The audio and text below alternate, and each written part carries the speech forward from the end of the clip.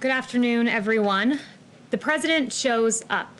When the Trump administration arrives in a Democrat-run city engulfed in chaos, peace is restored, law and order is upheld. Washington, D.C., New York, Seattle, Portland, Minneapolis, Kenosha. All of these cities are Democrat-run.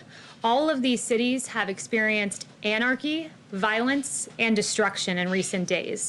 Look, I know people say, oh, this is because the Democrats in charge here, Democrats in charge here. I say bull on that. Maybe we can point to those cities now, and because there is some Democratic leadership in some of these cities, but we certainly have seen violence, whether a person is a Democrat or a Republican who is a mayor of a city, a governor of a state, or even president. I'll agree with Kennedy.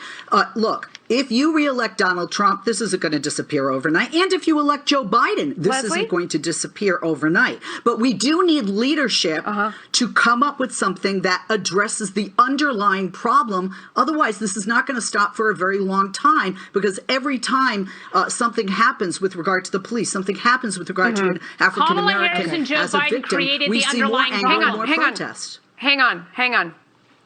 Leslie, in which Republican city, where is there a Republican mayor where they're having riots right now? Which city is that? No, not right. I said not right now. Yes, they are Democratic mayors and governors. But in the past, we've seen violence in our nation in cities or states that have either a Democrat or Republican, which is why I don't blame the party in power. The individuals that are acting left or right violently are to blame. Dagan? Well, Democrats did try to... Do you think that the violence... How can you say that the violence is a reaction to systemic racism, but at the same time, the violence is coming from extreme left and extreme right? Those things that Leslie just said don't go together, because I don't think people on the extreme right, they're violent because there's systemic racism. That's what's behind all of this. That connection does not make sense. Go ahead, Dagan. Well, I'll point out it was a Trump supporter who was killed in Portland over the weekend, and his death was cheered by a crowd. A woman screaming, I'm glad that the fascist is dead.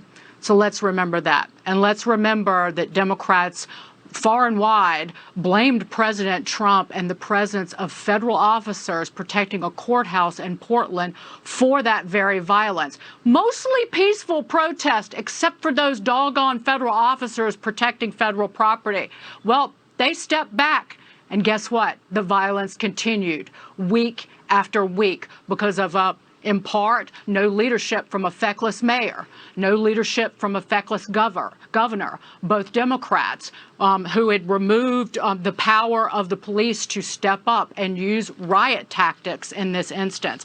And Kennedy, you're not the cynical one. It is the cynicism and the hollowness and the soullessness in members of the Democratic Party that now you would have Vice President Biden and Senator Kamala Harris step up to condemn the rioting and the violence and the mayhem and the looting, but not step up to condemn it when it was destroying people's livelihoods, hurting the innocent, looting businesses that had been in families for generations, that on the surface, it's impossible for these leaders to step up and say, hey, this is wrong, it needs to stop. Only when Joe Biden's lead over Trump in these critical swing states is narrowing by the day, but he is underperforming where Hillary Clinton was in 2016 at this very time in places like Wisconsin, Michigan, and Pennsylvania. That is why they're upset now, because they're losing. They don't care about the people who are being hurt by this,